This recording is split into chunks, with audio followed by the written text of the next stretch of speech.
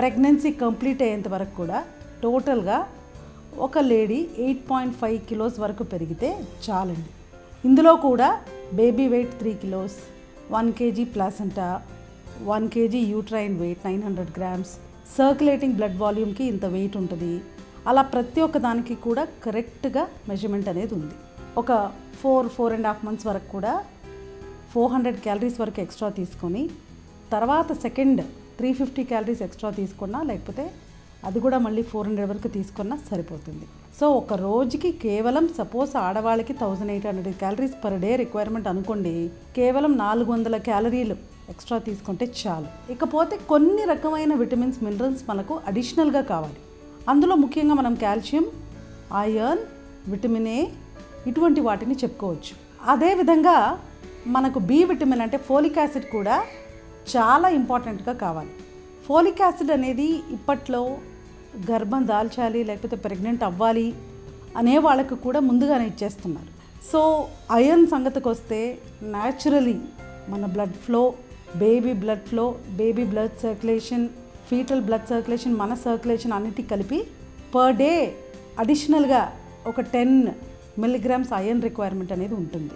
అంటే మామూలుగా 30 అనుకోండి, 38 మిల్లీగ్రామ్స్ వరకు కూడా అవసరం ఉంటుంది. కాల్షియం 1000 మిల్లీగ్రామ్స్ వరకు కూడా మనకు అవసరం ఉంటుంది. కాబట్టి చాలా చాలా చాలా ఇంపార్టెంట్గా ఈ 3 చెప్పుకోవచ్చు. తినకూడని పదార్థాలు అయితే ఓన్లీ క్యాలరీస్ పెంచేవి మనం తినకూడదు. They are called as empty calories.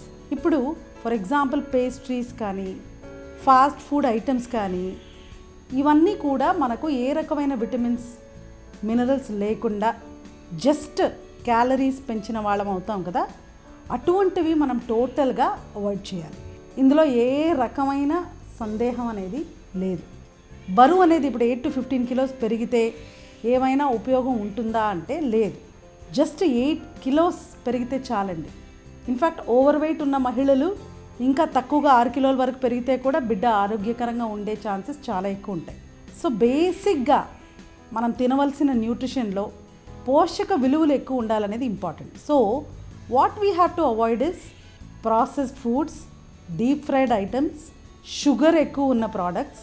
కొంతమంది గర్భిణీ స్త్రీలకి జెస్టేషనల్ డయాబెటీస్ అంటే వాళ్ళకి మామూలుగా షుగర్ అనే సమస్య ఉండదండి, కాకపోతే ప్రెగ్నెన్సీలో వాళ్ళకి డయాబెటీస్ వచ్చే ఛాన్సెస్ ఉంటాయి. దానినే జెస్టేషనల్ డయాబెటీస్ అని కూడా అంటారు. అటువంటి వాళ్ళు ఖచ్చితంగా చక్కెర ఎట్టి పరిస్థితుల్లో తీసుకోకూడదు. కాఫీ 2 కప్స్ కంటే ఎక్కువ తీసుకోవద్దు. దానికంటే కూడా పాలు ఎక్కువ తీసుకోవాలి. సో తీసుకోకూడని ఐటమ్స్ అయితే aerated drinks, processed foods, sugar, salt ఎక్కువగా ఉన్నవి ఇటువంటివి తీసుకోవద్దు. 2 to 3 అవర్స్ గ్యాప్ ఇచ్చి తినవలసిన అవసరం ప్రెగ్నెంట్ లేడీస్కి చాలా ఉంటుంది. ఎందుకంటే యూట్రస్ పెరిగేసరికి ఒత్తిడి ఎక్కువయ్యి, పొట్ట మీద భారం ఎక్కువయ్యి డైజెషన్ పవర్ అనేది తగ్గే ఛాన్సెస్ ఉంటాయి. చిన్న చిన్న క్వాంటిటీస్ మనం గ్యాప్ ఇచ్చి కనుక తీసుకుంటే చక్కగా అరిగించుకునే అవకాశం ఎక్కువ ఉంటుంది. తర్వాత 3 types of fruits and 5 to 6 types of vegetables.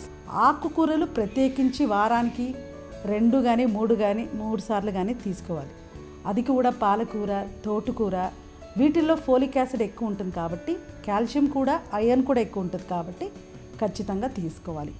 Sweet తీసుకోవాల్సి వస్తే బెల్లంతో చేసినవి ప్రిఫరెన్స్ ఇవ్వాలి. మనము తాజాగా చేసినవి నువ్వుల చిక్కీ కానీ, పల్లీ చిక్కీ కానీ, క్యాష్యూనట్ చిక్కీ కానీ, డ్రై ఫ్రూట్స్ కానీ ఇటువంటి వాటికి మనం ఎక్కువ ప్రిఫరెన్స్ ఇవ్వాలి. మదర్ ఎటువంటి న్యూట్రిషనల్ లోపాలకి గురి కాకుండా తను లైఫ్ లాంగ్ ఆరోగ్యకరంగా ఉండడానికి ఈ టైంలో తను తీసుకునే ఆహారం చాలా ఇంపార్టెంట్ అండి. ఎందుకంటే ఇప్పుడు కనుక కాల్షియం లోపం ఉందనుకోండి, 40-45 ఇయర్స్కి ఆస్టియోపోరోసిస్ ఖచ్చితంగా వస్తుంది. ఎందుకంటే బేబీ పారాసైట్ లాగా బిహేవ్ చేస్తుంది, మదర్ దగ్గర నుంచి బోన్స్లో నుంచి కాల్షియం తీసుకుంటుంది. అందుకనే మన డైట్లో కాల్షియం తప్పనిసరిగా ఉండాలి.